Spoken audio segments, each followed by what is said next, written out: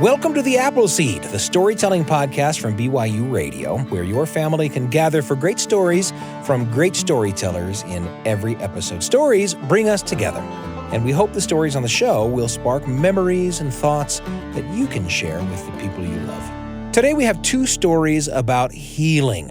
In these stories, someone makes a mistake or is wronged or wounded, but then someone steps in with the power of healing to transform the story. This happens in big and small ways in the stories of our own lives as well, doesn't it? Let's hear first from the UK storyteller, Shonaleigh. The story is called Elijah's Menorah, and it's just one of thousands of stories Shonaleigh learned from her grandmother in the Ixchel storytelling tradition, in which stories are passed down from grandmother to granddaughter. Again, thousands of them. Here's just one, Elijah's Menorah. Shonaleigh on the Appleseed. The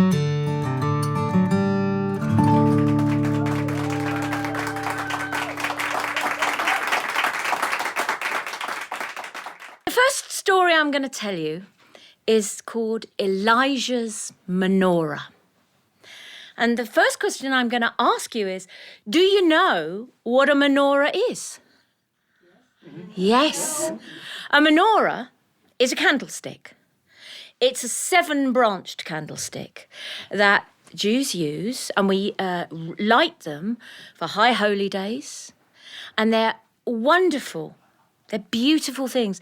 They're also great in power cuts because you've got 7 candles to light. And but the light that comes from them is incredibly bright. And that has been a part of Jewish culture for a very long time. Now, Elijah, I'm sure you've all heard of Elijah, right? And again, in Jewish culture, Elijah is a prophet. He's also a magician. Did you know that? He's a fool, because sometimes the fools are the wisest of us. And he's a bit of a trickster, and he has all these different coats that he wears. A long time ago, Elijah decided to go and visit the great Rabbi Mendoza. Now, Rabbi Mendoza was known to be a kind man. He would always give to charity. He was learned, but he had one tiny fault. It was so small. He liked beautiful things. And he was a great collector. He would collect a goblet, a wine glass that was said to be used at Nebuchadnezzar's feast. He would collect an ear of corn that was said to be threshed by Ruth itself. He would collect beautiful things. Now, when Rabbi Mendoza asked Elijah to come and visit for supper over one of the high holy days, Yom Kippur, the Feast of Atonement, well, Elijah went. But before he went, he prayed. And the night before he left, he got a dream. And the dream was this. Rabbi Mendoza has a silver menorah, the most beautiful menorah. And he loves it more than anything. He will offer you many gifts because that is the custom. He will not want to give you the menorah, but you must ask for it. And so it was with a slightly heavy heart that Elijah went off, and he had a wonderful time. He had supper, they feasted, they said blessings, they discussed the Talmud, the holy books. They argued, because we love to argue about things. You know, you've heard the expression, 2 Jews, 12 opinions. It's true, absolutely true. And they had this wonderful evening, and then he stayed for a few days. And Rabbi Mendoza said, "Oh, you like that drinking cup? Please have it." Because that is also the custom. You give gifts to your visitors. And he pressed gift after gift after gift on Elijah. And Elijah, as the day wore on and it was nearly time for him to leave, Rabbi Mendoza said, "Is there anything else that you would like? Is there anything else I haven't done for you?" And Elijah said, "Well, there is one thing. You see that silver menorah in that cupboard? I would like you to gift me that." And he watched Rabbi Mendoza's face fall. because this was the most precious thing in his whole collection. And he watched the struggle, inside the man when he didn't want to give it, but Elijah had asked for it, and it would be so rude not to. And so he put it off, and they had a few more drinks, and they had a little more arguing and discussion. And then it was time to leave, and he hoped that Elijah had forgotten. But Elijah hadn't. He said, "So about the menorah?" He said, Yes, of course. And it was wrapped up, and it was put in a great wooden chest with all the other gifts that he had received. And poor Rabbi Mendoza was almost in tears as he watched this menorah go. But he'd given it. And when Elijah got home and he opened up the chest and he explained about all of these wonderful presents and the time that he'd had, his wife said, "That's wonderful." And it was a Friday night. And she said, "Shall we light the menorah?" Because that's what we do on a Friday night. We light the candles, we have the wine, we say the blessings, Baruch atah Adonai, Elchenu melech haolam. "No," says Elijah, "it's to be put away in a cupboard."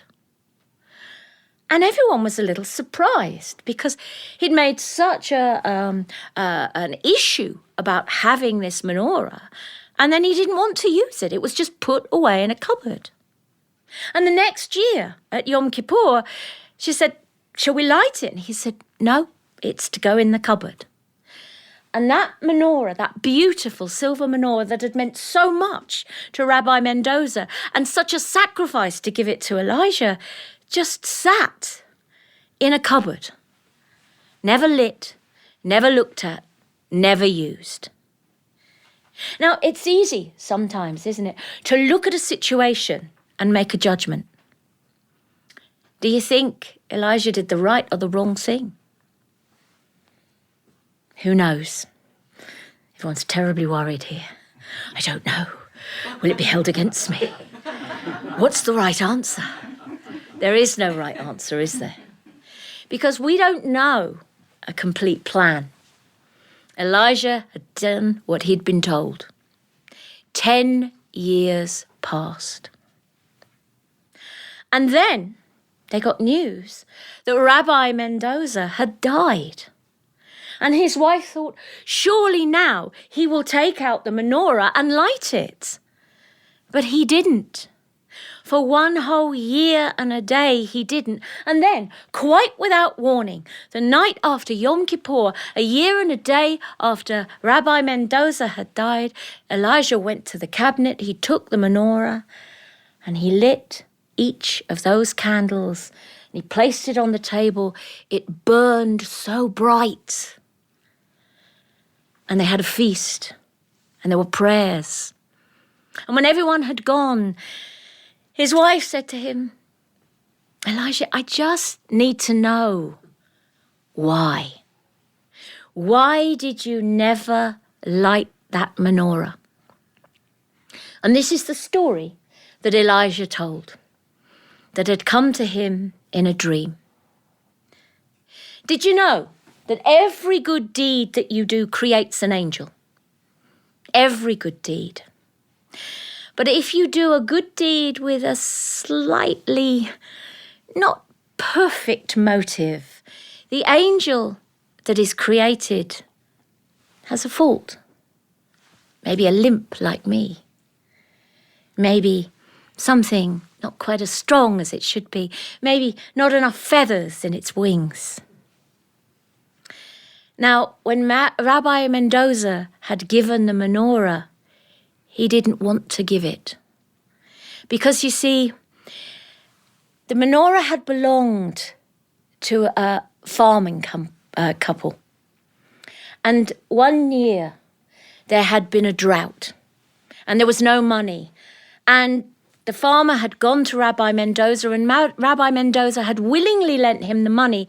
And when he'd said, "What do you want as security?" Rabbi Mendoza said, "That menorah," because he loved it. And in his heart, he secretly hoped that they wouldn't be able to pay the money back so he could have the menorah. And when indeed they couldn't pay the money back, because he wasn't a bad man, it was with a heavy heart they gave him the menorah. And he said, "You may stay and you may farm. That's all I wanted." So you see, the angel that had been created was blind, completely blind. And when Rabbi Mendoza had died and stood before the Creator, and the scales had been weighed, it was indeed said that he was a truly good man, and his good deeds outweighed any bad.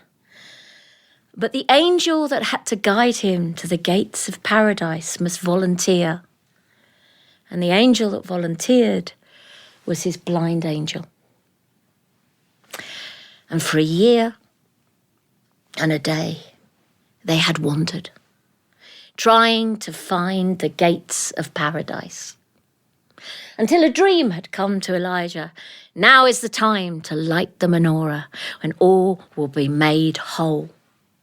And when he lit those lights, that blind angel could see the flames, could see the light so brightly that he led Rabbi Mendoza straight to the gates of paradise. And as for Elijah, well, that candlestick was there that could be borrowed by anybody. For high days, holidays, weddings, funerals, whatever you wanted, you would go to Elijah and say, "May I borrow Rabbi Mendoza's silver candlestick?" And he would say, "Yes, but burn it bright," to celebrate his blind angel that finally led him to the gates of paradise. Thank you very much.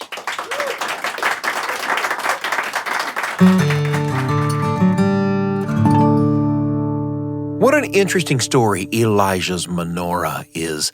It was a delight to hear it from Shonaleigh, and my mind settled on that part of the story in which Elijah knows he has to ask for a gift from Rabbi Mendoza. And it brought up for me a memory I remember in what would turn out to be one of the very last visits to my grandmother's bedside. After some talking and laughing and remembering together, she asked me if there was anything of hers that I would like to have as a gift after she passed away. Well, I wasn't really prepared for that question. But she was serious about it, and so I tried to make a thoughtful choice. And I knew my grandmother had a copy of a book that contained the journal writings of an ancestor, my third great-grandfather. It was the story of part of our family. The family had compiled and published the book, and a copy was given to pretty much every family member in my grandparents' generation. But in my generation of the family, it was rare to have a copy. We were all born long after the book's printing.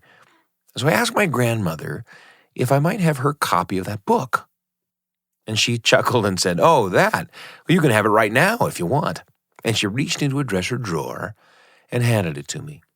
Now, in Shonaleigh's story, the gift of the menorah may have been difficult for Rabbi Mendoza to give, but it was easier for my grandmother to give the gift of that book. And it's a gift that still gives to me every time I open it up. And like the angels in Shonaleigh's story that guide people to paradise, the gift of my family story has helped guide me through some of the difficulties and challenges of life in my time. It's a gift I'll always be thankful for, and a reminder of how important it might be for me to pass my own story along to the people in the generations after me. And that's where Shonaleigh's story took me. Where did it take you? And who will you take along?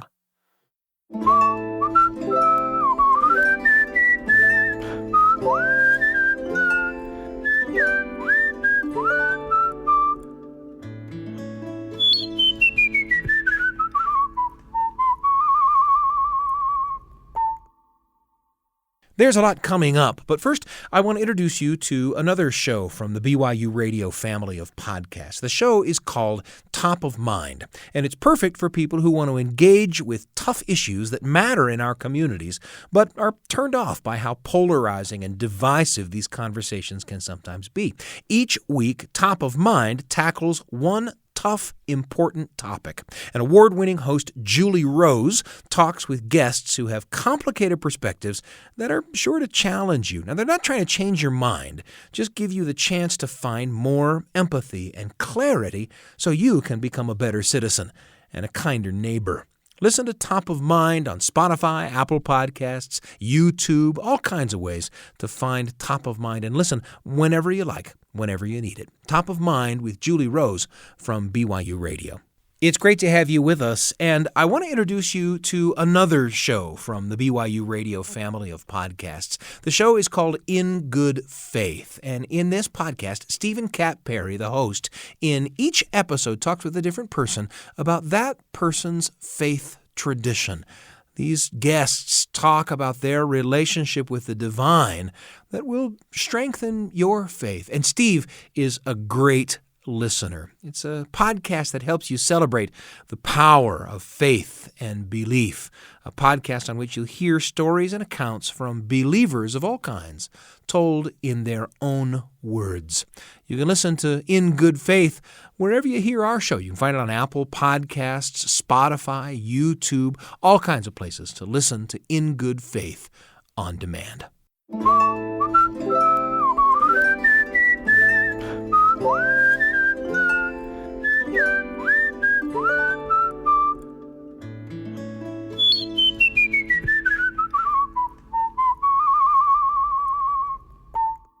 It's a pleasure to be with you on the Appleseed today, where we have another healing story to share, this time from Colombian storyteller Carolina Quiroga. It's the Mayan myth called Ixchel and the Dragonflies.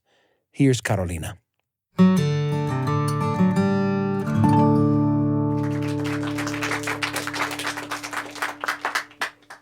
So this story actually comes from the Maya people in Guatemala. And there are many versions of this story, but one that I like the most is that one that you can find in a collection of folktales called The Moon in the Well. And this story is called Ixchel and the Dragonflies. In the land of the wandering jaguar, the sacred deer, the magnificent quetzal bird, and the conquering ants, in the land of the turquoise sea and the jaded mountains, in the land of the Maya, the moon was said to be the most beautiful of all the heavenly bodies. People would spend hours during clear nights just admiring Ixchel, the moon. But Ixchel, she had a busy agenda. She was in charge of watching over the tides of the ocean, steadily guiding them in and out. She would also help sway over the pulse of life, female fertile cycle and agriculture. And she would guide midwives, healers, and weavers. But her favorite pastime was traversing the cosmic streams, paddling in her canoe, and admiring the stars. Sometimes Ixchel would shine boldly. Other times she would completely wrap herself beneath her silken shawl, so no one would get to see not even a sliver of her luminous cheek. And then in silence, she would glide across the Milky Way. In the meantime, Itzamna, the sun, was secretly in love with her.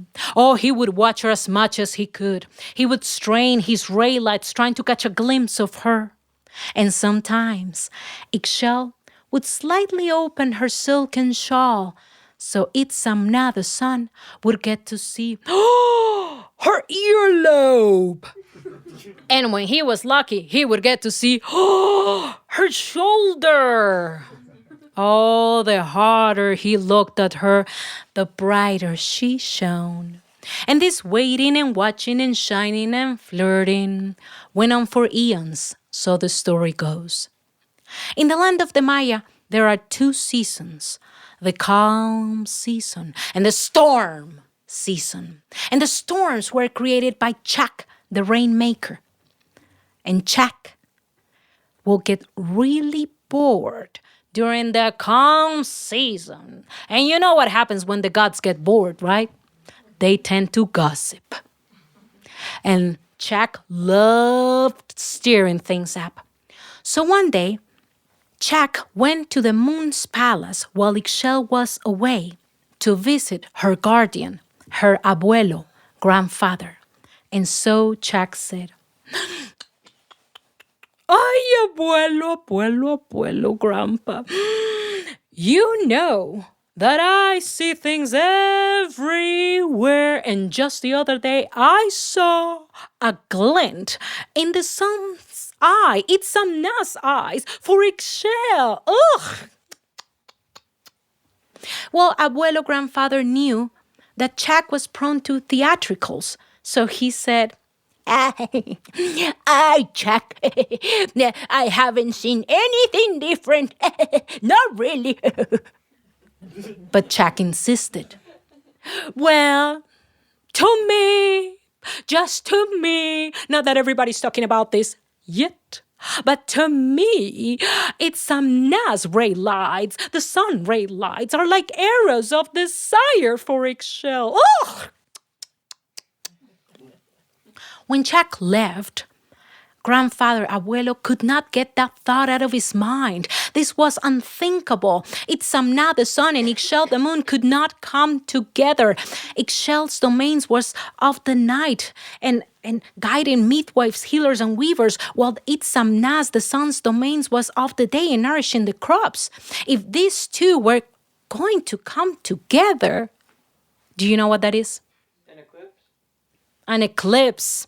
Yes, if an eclipse would happen, floods and darkness would come upon the earth. No. That had to be stopped. In the meantime, Jack was bored to death. And this time he decided to pay another visit to another fellow that lived on top of the Jade Mountain. Vulture. Hey! So Jack said, "You know, Mr. Vulture, that I hear things everywhere. And just the other day I heard that whoever gets to marry Ixchel will become the king of the skies." Well, when Jack left, Vulture could not get that thought out of his mind. These were not the times where Vulture was already eating dead meat. That's another story. But he was already eating rotten vegetables and well-matured fruits, which not exactly makes him an attractive suitor. And the whole idea of becoming the king of the skies was certainly an intriguing thought. Well, Vulture was a meek fellow, but he was quite persistent. After that, every morning before dawn, he would fly up the skies to visit Ixchel and say something like, "Jewel of the skies, I couldn't help to notice how radiantly you glowed through the clouds last night." Well, of course, these visits did not pass unseen to Itzamna, the sun, who grew a little bit jealous. Well, the calm season was nearly over, and this time Jack decided to speed things up. So he went back to the moon's palace to visit abuelo, grandfather, and said, Abuelo, grandfather, everybody is talking, and they are saying that Vulture is planning to elope, run away with Ixchel, and to prevent that, Itzamna, the sun, is planning to kidnap her.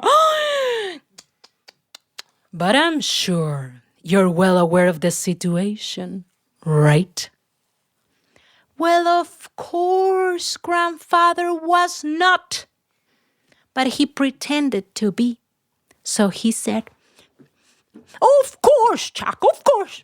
I am well aware of the situation, but I'm still trying to decide on what to do. Oh, Jack knew what to do. And so Jack said, "Well, abuelo, you know I like to brainstorm. And I've been steering some thundery ideas. And so Jack went on telling grandfather what he had been thinking, more so what he had been scheming.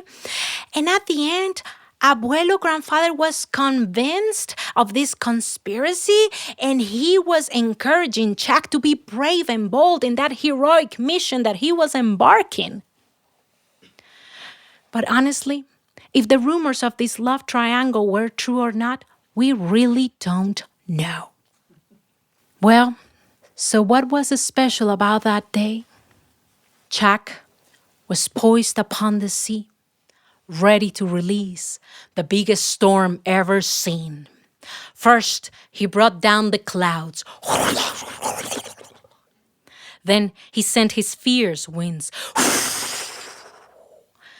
that came with so much violence. They went everywhere, and they announced that everybody needed to find shelter. Then he sent his thunderclaps, ba-bum, and they came so violently that they nearly jolted the morning star Venus out of his place in the skies. But the worst was about to come. Jack had readied his axes, and he began to toss the axes against the clouds. And when the axes were hitting the clouds, they were creating lightning bolts. And the lightning bolts began to strike the earth here and there, here and pa! There. One of those lightning bolts struck Ixchel. She fell from the skies and sunk into the waters of the ocean. And fearing for her life, she turned herself into a crab. And then she let herself go, thinking that she would be just fine. But she was wrong. Jack was so blinded by his own rage that the lightning bolts began to pierce the waters of the ocean, hitting her here and there, here and there, until Jack grew bored and calm came back. Ixchel's lifeless body was found floating in the waters of the ocean next to her canoe. Then, to rescue the pieces of her lifeless body, came, crossing the oceans, the forests, the mountains, the deserts, 400 dragonflies. And they gently picked up Ixchel and placed her on her canoe. And then they took her canoe back to the moon's palace, to her abuelo, grandfather, who was devastated. Ay, mi niña. Grandfather couldn't believe it. He couldn't help but to blame himself for what had happened to his granddaughter. If only he hadn't listened to Jack, to his gossip. For 13 days and 13 nights, grandfather grieved. For 13 days and 13 nights, the 400 dragonflies covered Ixchel and her canoe, as if her canoe was her coffin. And they hummed, hummed, hummed, hummed. On the 13th night, grandfather asked the dragonflies if they could take her to the cenotes, the entrances of the underworld. It was time to say goodbye. And so, the 400 dragonflies elevated themselves in the air and flew away. But to grandfather's surprise, Ixchel was no longer dead. Instead, she rose up, full of life. All those days and nights that the dragonflies had been humming, they were not grieving for her. They were not giving her a farewell. They were filling her up with their life force. Ixchel resumed her place in the skies as the moon goddess of the Maya. And of course, she resumed her busy agenda. As for what happened to Jack and Vulture, well, those are two different stories. The Quiche Maya that tell this story will tell you too. Do not underestimate the power of a dragonfly. One is steady, fast, and strong. But 400, we all together can make miracles happen. So let's begin. Thank you.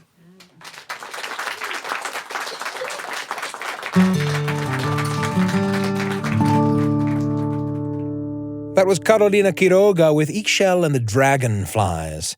Have you ever had an offense or a wound that was difficult to get over? Who or what helped you to heal? Did you find over time that your wounds made you more sensitive to the wounds of others? That sometimes happens. How have you been able to share your life force or light with others? I bet you've got stories to share about that, stories that might help someone else to heal. We want to thank Carolina and Shonaleigh for sharing with us today. You've listened to their stories. Now it's time to share some of your own. The Appleseed is produced by me, Sam Payne, Wendy Folsom, Brian Tanner, and Kira Van Dam. Our audio engineer is DJ Cromarty, and the rest of the Appleseed team is Tristan Schetzel, Kay Hendricks, and Nico Wetzel. And if you like today's podcast, subscribe, rate us, leave us a review, and tell your friends. That's how the podcast grows.